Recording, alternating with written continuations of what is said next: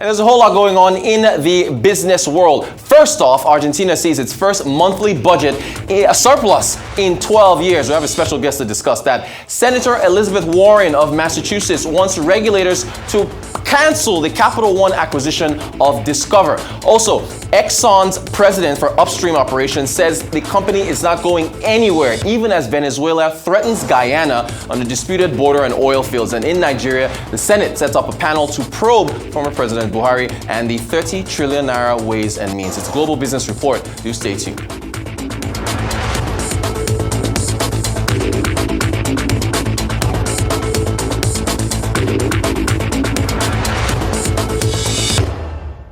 All right, so we can get through the markets. The markets are on a bearish trend because the traders seem to think that NVIDIA, perhaps there's been a bit too much froth. It's NVIDIA Day, by the way. Happy NVIDIA Day. We'll be getting the results after the bell. And as of right now, look at the tech-heavy NASDAQ down by 53 basis points. Your S&P 500 down as well. So is the Dow Jones. That's what we're seeing over in the U.S. markets. European markets very much in the same direction. Mixed bearish. Pan-European stock 600 down by 35 basis points. So is your FTSE 100, your DAX, your CAC 40 in Germany and France, respectively. They're in the green zone. Markets in Europe will be closing in about 25 minutes or so. So that's what we're seeing with the markets. Real quick, this is the deal that Elizabeth Warren wants canceled. $35 billion all-stock deal with Capital One set to acquire Discover Financial, sixth biggest bank by assets, and they're offering healthy shares, which are a premium to what it closed at. Here's what she said, U.S. Senator. It was in a tweet on X. She said, and here's the quote, "The merger of Capital One and Discover threatens our financial stability, reduces competition, and would increase fees and credit costs for American families. This Wall Street deal is dangerous and will harm working people. Regulators must block it immediately." That's what she said. That is what she said. Elizabeth Warren, she's been putting a whole lot of pressure on the financial sector as far as keeping them on their toes. Argentina, January 2024 surplus, 518 billion pesos, in dollars, 620 million as a result of the reforms from President Javier Milei. And of course, yeah, there's a lot of reforms that we've gone through. We'll go to the reforms in a moment, but he has put those reforms in place, trying to trim the fat in Argentina. And essentially, that's where we are right now. Let's get to ExxonMobil. Upstream President Liam Malone says the company is not leaving Guyana despite the threats coming from Venezuela over a border dispute that contains oil fields. Here's a quick listen to what he said in an interview with Bloomberg. And, you know, as we talked about, this development has many years ahead of it, and we're not going anywhere. That's it. We're not going anywhere. Joining me now from New York to discuss further, Daniel Martino. He's a fellow at the Manhattan Institute. Daniel, good morning to you. Thank you so much for joining us. I want to start with the budget surplus that we saw in Argentina to kick off the new year for Javier Milei. Is this a good fiscal sign for Argentina's economy?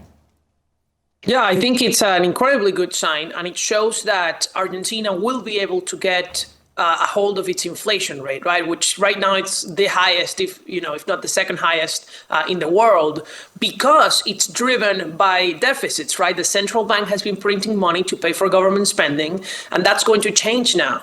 So, this happened because Milei was the only person willing to, he started firing government employees, he cut subsidies, he devalued the currency, he stopped sending transfers to the provinces, and he suspended a lot of the infrastructure projects that were, mixed with a lot of corruption. So the next step for Argentina will be whether he can pass the other free market reforms to deregulate the economy and not just cut spending, but actually grow. Now, is he going to be able to get that through Parliament? Is that the challenge as far as he's concerned in terms of the next set of reforms that you think he can put through? Yes, that's the challenge, but I think he's being very smart politically in that the main budget item that he cut was it's called discretionary transfers to provinces, and the members of Congress he needs to persuade to pass his package through Congress are from many of these provinces and these local parties. So his goal is to say, look, I'll give you back those transfers if you pass my pro-growth reforms. Very interesting. Daniel, what about the impact on the poor? We got data from the Catholic University of Argentina showing poverty at a 20-year high of 57%. As you've already mentioned, the devaluation devaluation of the currency. That, of course, has led to incomes in Argentina plummeting. What is to be said for how this is impacting people at the lowest rung of the income scale? Yeah, just remember the poverty was at an all-time high just 2 months ago when Milei became president. So none of this is because of Milei. People didn't just become poor in Argentina. Argentina has been in a 100-year decline. And the sad truth is that we need medicine to fix the disease. And medicine sometimes has side effects and it's hurtful in the short term, but that's what you need to do. And this country of Argentina has been spending way above beyond its means. And that means you need to tighten your belt in the short term to pay off your debt. That's the only way for Argentina to grow and for it to be a rich country again. And so they need to start saving. And, I don't think this is going to have a disproportionate impact in general on the poor, because at the same time, people forget, Milei has also increased direct cash transfers for the people who are in extreme poverty. So this is really having an impact on generally the middle class, who was the one dependent on the transport subsidies from like the outer boroughs of Buenos Aires. Only the people in the capital city were benefiting from transport subsidies and all these measures, not the people in the rural areas or the rest of the country. It's incredible how similar these things are. Nigeria is going through the exact same situation right now. There are cost of living protests in Nigeria, cost of living protests in Argentina. How does a government, and by the way, it also disproportionately, as far as fuel subsidies in Nigeria, we're benefiting wealthier people as opposed to the poor. How does a government walk the fine line between reforms to rescue its fiscal structure and also, I guess, not having too much of a cost of living impact on those who are, trying to stay above water?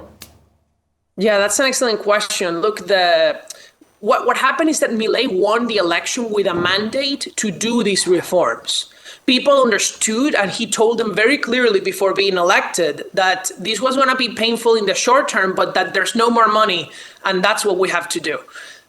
The situation in Nigeria has not been the same, right? And so you need to have somebody that's elected that's actually promising to do these things. Otherwise, they're going to win, and then after they do things they didn't promise, people are going to get upset, right?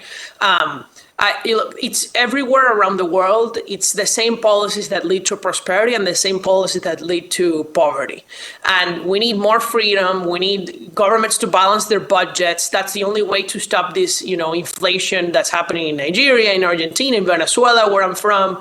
And they work, even in Venezuela, where the same socialist regime is in power, when they lifted the price controls, we stopped having shortages. We didn't even need to have a change in government. We just need to have a change in policies, and that's the same in Nigeria. Okay, you mentioned you being from Venezuela. A lot of people are familiar with your story. We just played a clip of the president of upstream operations from ExxonMobil who says they're not going anywhere. They're going to stay in those oil fields that are deemed disputed because of a border issue with Maduro and Venezuela making threats. What do you make of what's going on between Venezuela and Guyana?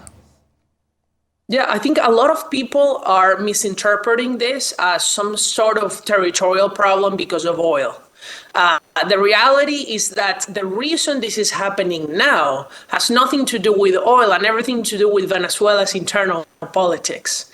Maduro, remember, he doesn't want to hold an election this year. We have to remember, Venezuela is not a democracy, it's a totalitarian regime.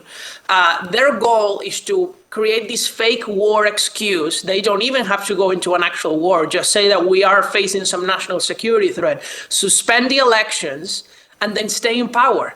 That's the best scenario for Maduro. And so this is all about rallying his own troops. This has nothing to do with the oil. A lot of people have been thinking it's because of that. Venezuela already has the largest oil reserves in the world without the territorial dispute. We can't even extract our own oil. This is not going to change anything for the Venezuelan economy. So it's all about internal politics. And I'm not very concerned about a military invasion prospect, simply because there's no way to invade through that territory. It's all jungle. There are no roads. Venezuela doesn't have very good military training or equipment. It's true that Guyana is very much defenseless because it's very tiny and depopulated, but you can't invade through the jungle without tanks or anything like that.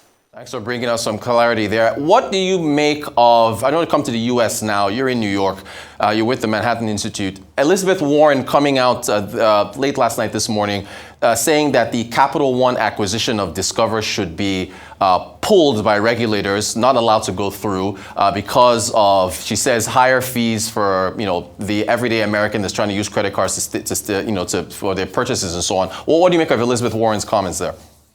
Well, I think her mind is always made up before she reads the facts. I can assure you she didn't actually study this. She was just asked by a journalist impromptu, and she already had an opinion without knowing what's in the deal, what's going to happen. She's not an economist. She will always just be against companies trying to acquire anything. She will always be against companies expanding. She will always be for higher taxes. That's her predisposition. And I think it's a sad thing, right? Because I do think there are some deals that could be anti-competitive. I do understand that, monopoly is something that does exist, but she doesn't know anything about what she's talking about, and she already puts out an opinion as if she was well informed, and she's not. Daniel, right before I let you go, you've had a lot to say about socialism and its impact on economies around the world. Is there any way that socialism can be effectively implemented, or should it just be gotten rid of across the board? Yeah, no, look, first we have to understand what this actually means. Socialism is government ownership of the means of production. It means the government having enterprises. It means the government controlling our prices. That has never worked and will never work, because government doesn't face the same incentives as private businesses. A government, even in a democracy, wants to maximize votes. Private businesses want to maximize profit. And so that will lead to widely different outcomes. And that's what we've seen in Africa. That's what we've seen in Asia, in Europe, and in Latin America.